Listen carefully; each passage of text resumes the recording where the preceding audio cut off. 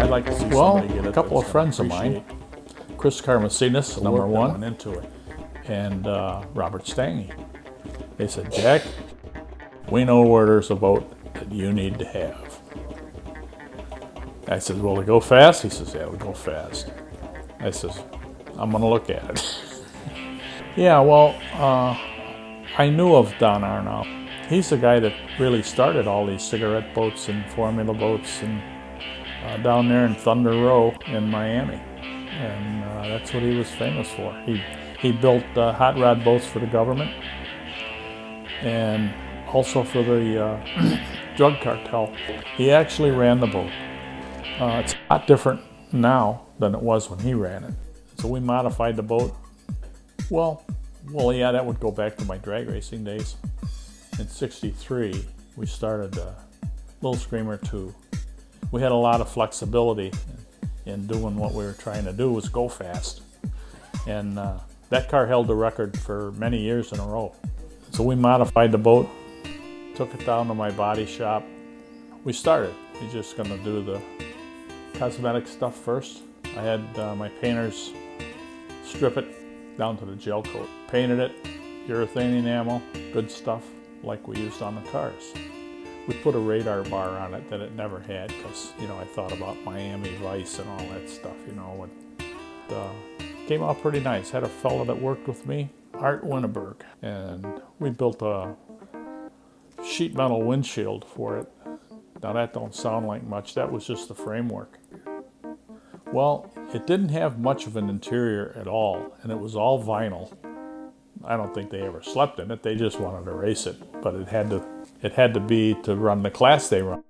It had to be considered an offshore cruiser. We started out by completely gutting the whole inside and grinding down the fiberglass. Then we used cardboard and duct tape to lay out somewhat of a design, and we put in all the tops, cabinet tops, all Corian, teak inlays, covered everything with a real stretchable material that we use for the headliner. What would it be? It wouldn't be a luxurious suite, but it would be a comfortable suite. Art comes by and he says, hey, it's time we repower that boat. And he says, I'm gonna take some measurements and we're gonna build a buck right here in the shop so we can do it all right here in the shop. We're not gonna crawl around on that boat. So we repowered the boat entirely off of this buck. And down to the fuel lines, the oil lines, the fresh water come in, the raw water pumps, everything off of this buck. It's got all brand new parts, 440 Chrysler blocks. It's got a drag race crankshaft in it with a 1/2-inch stroke. Played around with carburetors for a while. We had AFB carburetors on there, which is what Chrysler liked, but it ended up with Holleys on it. They're 770 CFM single pump.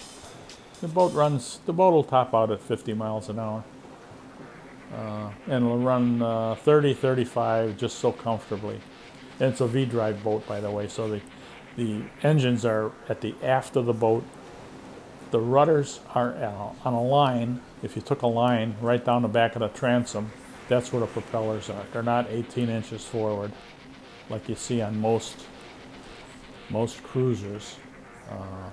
And this can be considered a cabin cruiser. Well, it's priceless. Yeah, I'd like to see somebody get it that's going to appreciate the work that went into it.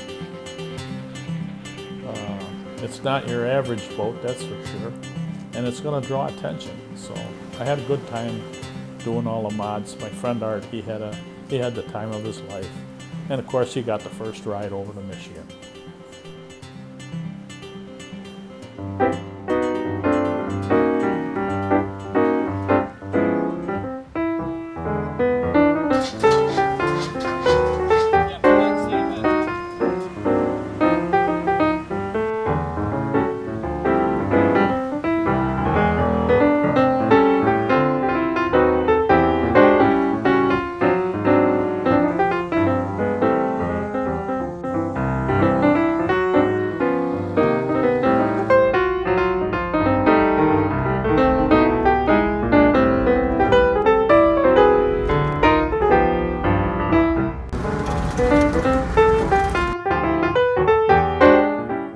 had a good time doing all the mods.